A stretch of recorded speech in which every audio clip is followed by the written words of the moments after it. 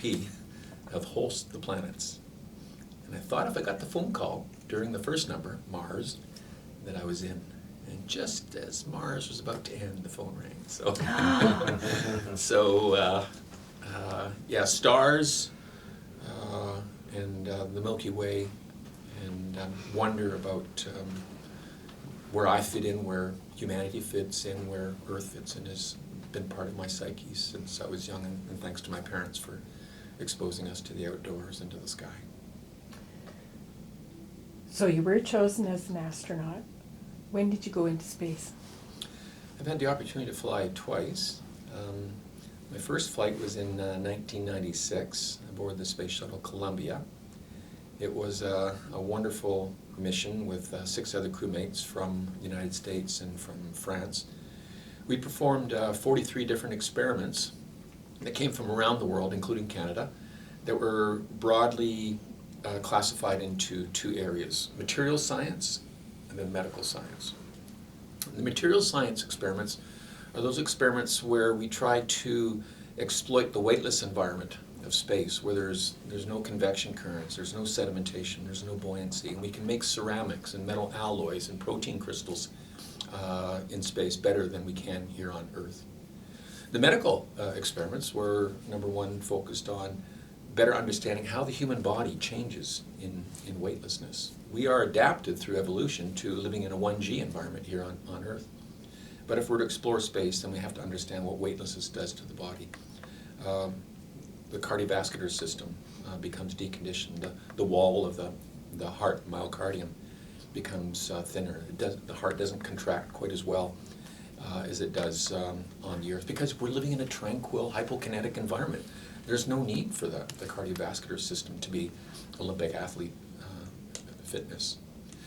Muscles atrophy and lose strength. Bones lose calcium with time spent in space. Again, the body in its wisdom is getting rid of that excess robustness and structure that it no longer needs in a weightless environment. My second flight was a 6-month expedition aboard the International Space Station. And I flew up to the space station with 2 dear colleagues from Belgium and Russia on a Soyuz rocket. And the Soyuz rocket is not a whole lot different technology than what Yuri Gagarin, the first cosmonaut, used back in 1961 to get into space. And my 2 colleagues and I launched from the very same launch pad as Yuri Gagarin had done, so that was pretty special to me. 2 days later, we arrived in the International Space Station. 3 people were already on board. And with our addition, the station at that moment in time became home permanently forever after for 6 people.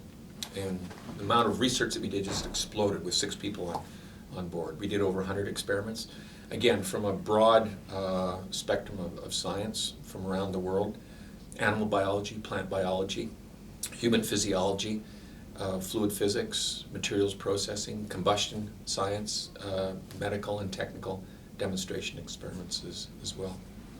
I'm Canadian, so of course I was asked to operate the Canadarm2, Canada's contribution to the International Space Station, and we did some interesting robotics work to birth new spacecraft to the station using the arm, and also to continue some of the assembly work on the space station. So it was very fulfilling, gratifying 2 missions that I flew on, and I can say that those 2 flights satisfyingly took me to the limits of my mental but also physical and emotional abilities as well. I loved every minute of it. How long were you on the space station? 6 months. In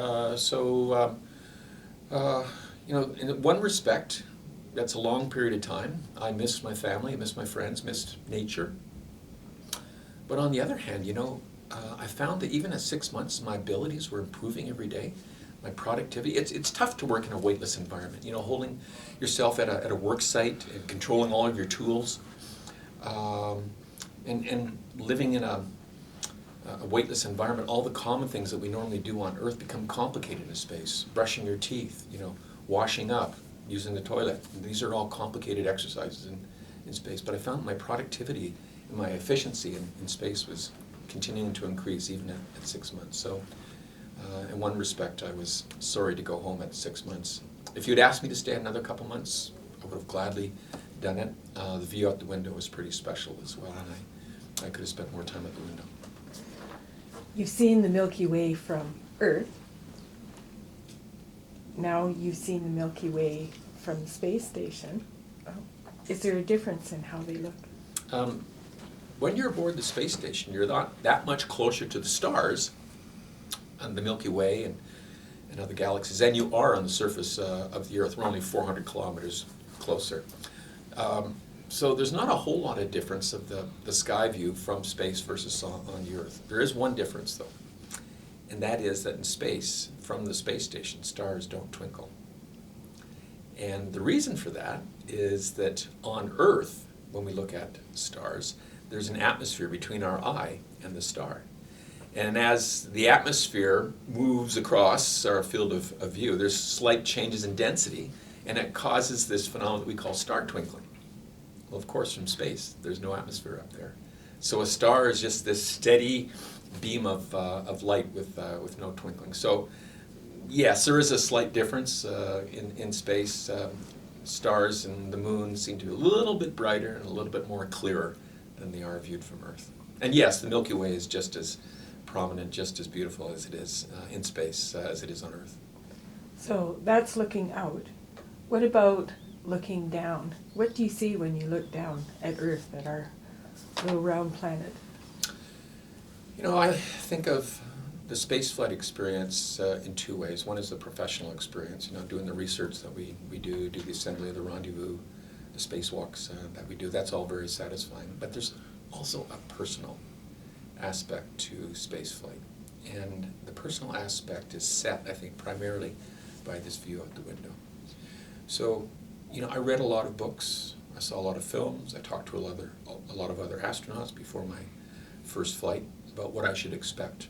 And they did their best to tell me, but in that first view out the window, like 10 minutes after I arrived in space aboard the Space Shuttle Columbia, someone tapped me on the shoulder and said, "Bob, look out the window." And I looked out, and there was the Atlantic Ocean. The sun was glinting off the ocean, and then beyond the ocean was the curve of the Earth's horizon, and then beyond the Earth's horizon was nothing but the inky black void of space, and that view sent a chill down my spine. And just telling you about it right now sends a chill down my spine again. And so thereafter, every moment that I had to look out the window, I was there. It's my favorite leisure time activity. Yeah, so when you look down on Earth, you know, the first few days you're looking for your hometown. You know, when you find your hometown, you call a crewmate over and say, "Look, there's my hometown." And after a week, you know, you're aware of your continent, North America. And even that goes to the back of your mind after a couple of weeks, and you're just aware of one humanity, one civilization, one world. The borders disappear. So you get the sense that we're all one. Humanity is all one. Civilization is all one. It's not Canadians and Russians and North Koreans. We're just one civilization, all trying to survive on this planet, and that we're all connected as well. You can see the impact of, I don't know, a hurricane in the lower Atlantic, gradually over time moving up and impacting the life of people living along the Gulf Coast. You can see a smoke plume from a forest fire in Siberia track across the Pacific Ocean and impact the quality of life of the air that we breathe in North America. So you really get this feeling that humanity and the landscape is all connected. And then the other thing is the fragility. You know, on a sunny day here in Jasper, we look up and we see blue sky all around for 360 degrees, and we would be forgiven if we think that if there's one resource that Earth has that's unlimited, it's our atmosphere. No. From space, you look at the planet, and it's just a tiny, thin veil of atmosphere around the planet that is protecting us against the hard vacuum of space, the extremes of temperature, the ionizing radiation. If you were to model the Earth as a basketball, then the atmosphere that we have is like one thin layer of tissue around the planet that's protecting us. And every astronaut, the first time we see that, we go, you know, and we want to come back and we want to tell that story.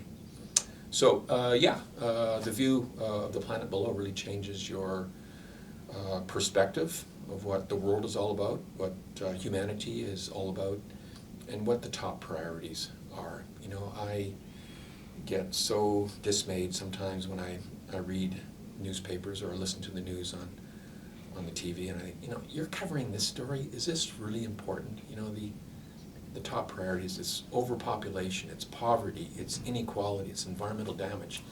You know, this is all about human survival. You know, humanity will still be around 10 and 100 years from now, but 1,000 years from now, on our current trajectory, with our present mindset, it's not guaranteed. Also, when you're looking down on Earth, like some places are completely lit up and others are really dark. Go into that in a little bit more detail for me. What do you see when we have all these lights coming up? So one of the biggest surprises for me was that the nighttime view of the planet is every bit as awe-inspiring, every bit as beautiful as the daytime view. And the reason for that is the aurora.